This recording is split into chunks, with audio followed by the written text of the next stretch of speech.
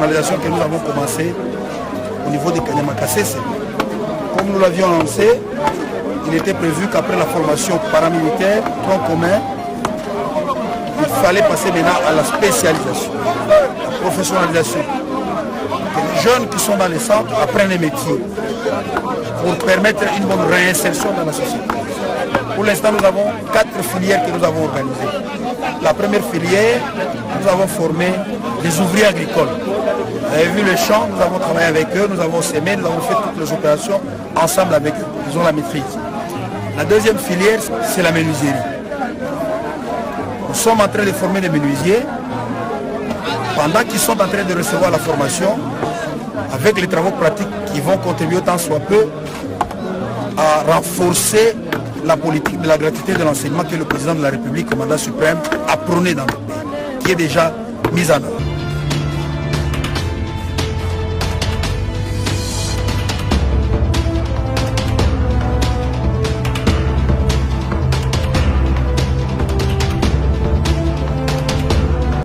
Notre objectif, pendant qu'ils sont en formation, l'objectif immédiat, c'est qu'avec ces jeunes, nous sommes capables de fabriquer 1000 bancs scolaires par mois. Seulement avec le premier bataillon, pas avec l'ensemble du régiment qui est en formation. 1000 bancs. De 3 élèves chacun. Quand vous faites les calculs, vous vous rendez compte que les 1000 bancs, c'est pour scolariser 3000 élèves. Si on va faire 2 gonds, 3000 élèves dans les avant-midi, 3000 élèves dans les après-midi, donc avec le 1000 bancs que nous fabriquons par mois, nous sommes en mesure de scolariser 6000 élèves le mois.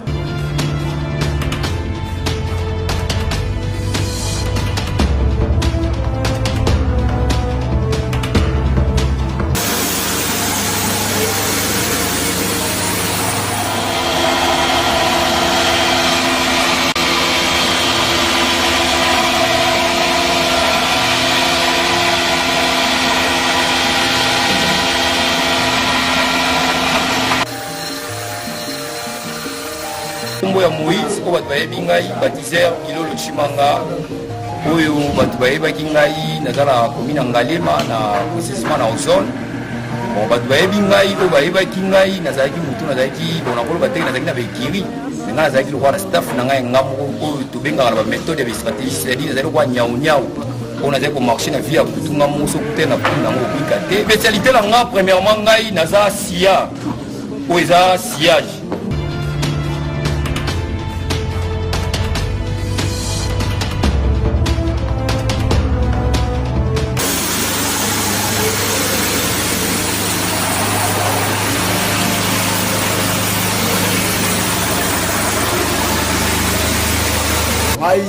Comme on a vraiment on a saki lango ya kiantivaleur mais sasa kuna ezaki kombo balobi nganga kelele na kiria mbateri maboko na mavi na lelo kombo wana ezali susté na za antivaleur te maza non valeur na miso batu tunu kimobimba ndenge na zawe biso to yebanga ki to yemboka o ba isbena biso to biki leta sala mabe ba yebo mabiso viana ba macha biso ba boka biso ndeti bakoka biso to bulaka ni ngwana nzoka nkonza mboka azaki na image moko ya bien idéologie ya malamu pona biso lelo biso to bulaka to kufa ta ndenge tozali non tozana to dia na calme tozala kimia tolala bien tolala bekonja calme ba to ya ba yamba biso kitoko donc ma nyose les gars bien spécialisé dans ma msala ni na zabu ina ni na salia onga na yebi o coaching na mutu ti lelo comme ni sepe baninga na misusu na kumba machine o moni o lokasi so la kati mabaya a te donc c'est kuna pe bana ko sala mati la mbetu ko sala mati le fonga la kata ani ke kuna la si na ni na rabo ke la siège ke ba machine misusu kuna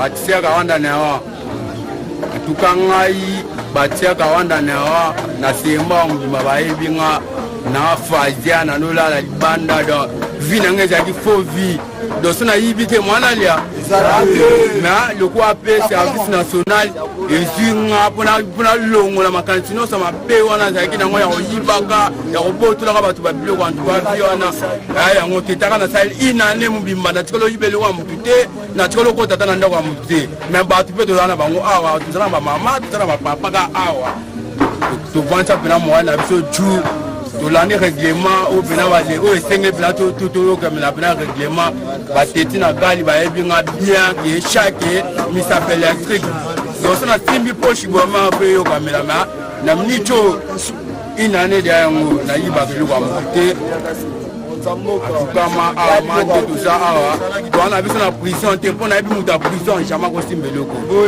muta prison pe asa na sécurité ba soda pa ta simana na ndina ta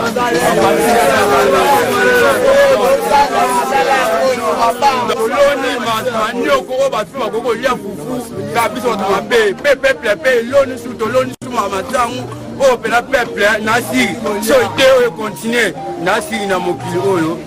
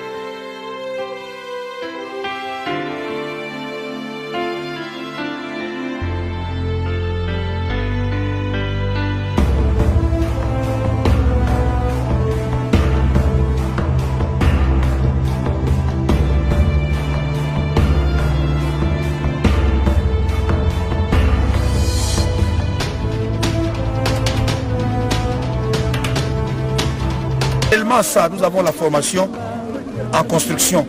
Vous avez vu les bâtisses que nous sommes en train de faire. L'objectif c'est que nous allons le mettre aussi en contribution. Il faut commencer à construire les écoles, les centres de santé.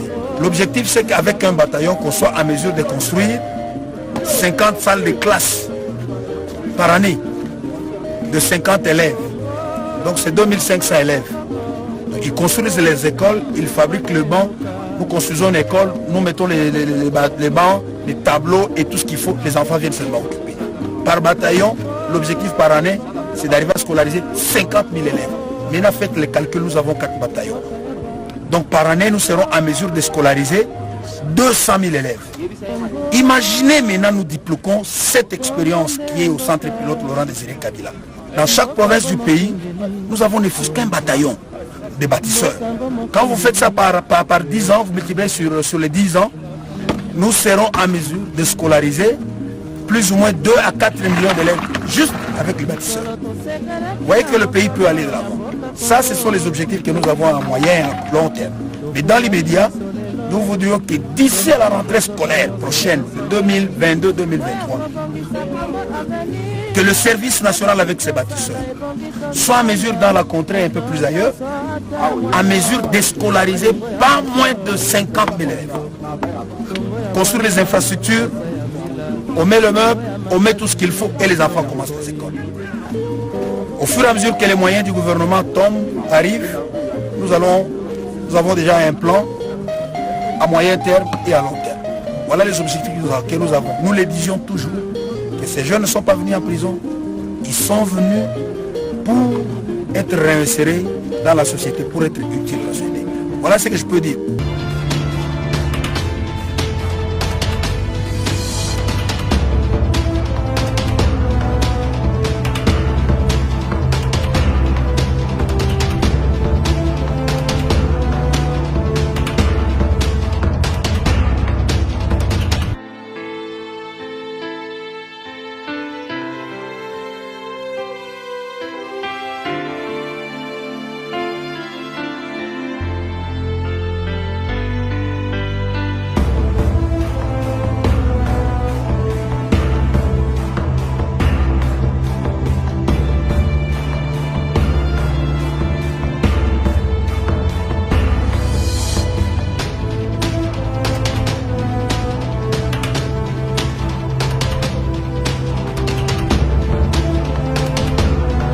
s'appelle Lumda Arnold.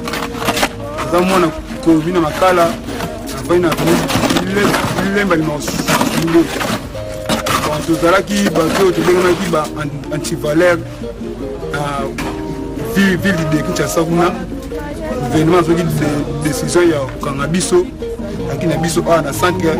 Et puis que papa n'a biso mingi babule qui gouvernement a biso a yé pour ça biso mabé na kati ya mbomboka oyo baye babiso jokande baye baki mayele ya gouvernement te. Donc gouvernement alingi kolonga biso qui anti-valeur autres dans kinango makambo ya boboto la ya koyiba ça la ma bido interview awa tu na kati ya monde parce que c'est le oh sur notre station c'est professionnalisation c'est que c'est le métier tout est fan oh notre station c'est construction.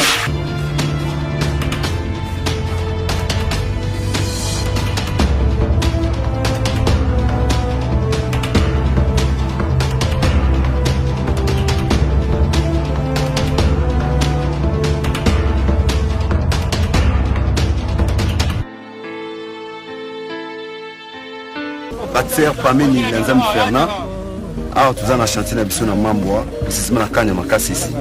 Tout ça la construction du bâtiment na biso à travers la brique na biso oyo, la brique en bloc commandé. La brique oyo, les alliés la brique ba BTCS.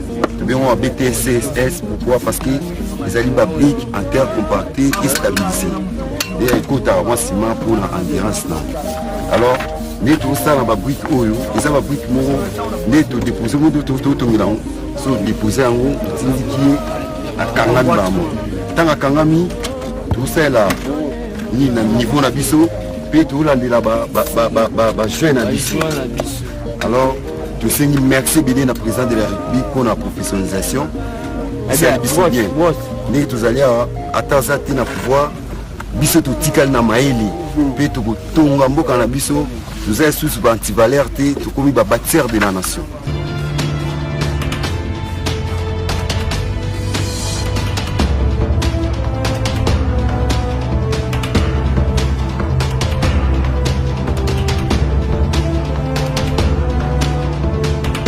Mulamba Emmanuel mwana muluba sakina kingi bayaki na biso na kashimo kwa madeya bakuluna we na zamba to changer to komi bâtisseur vraiment bâtisseur pour bâtisseur baye ko to yekoli métier parce que son métier c'est pas président de la République démocratique du Congo ebida ko tonga ebida ko chemwelo ebida ko beta ba big nyoso président de la République nazo senga président merci pena vraiment makasi na oya saleli biso na ndemo wa zamba kesi merci pas président de la République démocratique.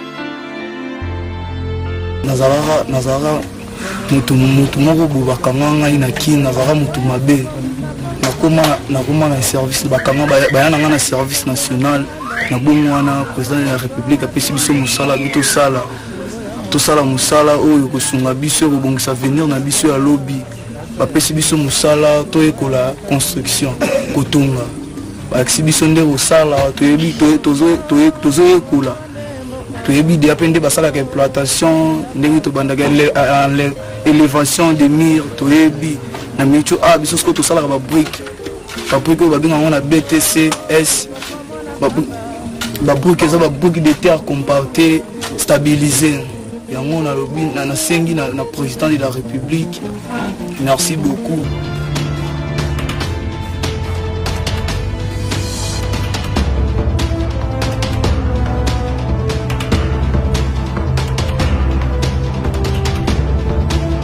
D'abord, je vous présente le baptisé de Di Boussali. Et puis, je viens de la commune de Badalunga. Le primaire reconnu de la commune de Badalunga. Au bazar, comme ça dit que nous avons sans pitié. Mais le chef de l'État, par sa grâce, par sa fusion, qui est pour l'époque et Congo qui est libre, tout développé. La vie, pas sourier. Ah, tu as dit le quoi, on est mieux. Parce qu'ici, on a la constitution ici. On a la constitution. Parce que la majorité d'entre nous, quand on était ici, et bien, il maçonnerie. Beaucoup ne connaissaient pas comment même pour ça la terre, on s'en manquait. Mais ici, on a pris ici à construire des maisons. D'abord, vous avez vu notre bâtiment là-bas. On est à l'étape d'élévation des murs. On a fait tout fait, on a fait des fossiles, des fondations, maintenant on est à l'état d'élévation. Mais à votre la carte, c'est la machine. Machine comme on hydraforme. Les machines autres, ça, on va brique. Ma brique autre, ça, ça, autre, ça, machine. Ça, on constate bien. À Kinshasa, capitale, tu as appris autre. La technologie, on a bien, mais comment, et cette technologie, ça va brique pour la Kinshasa qui est en haut.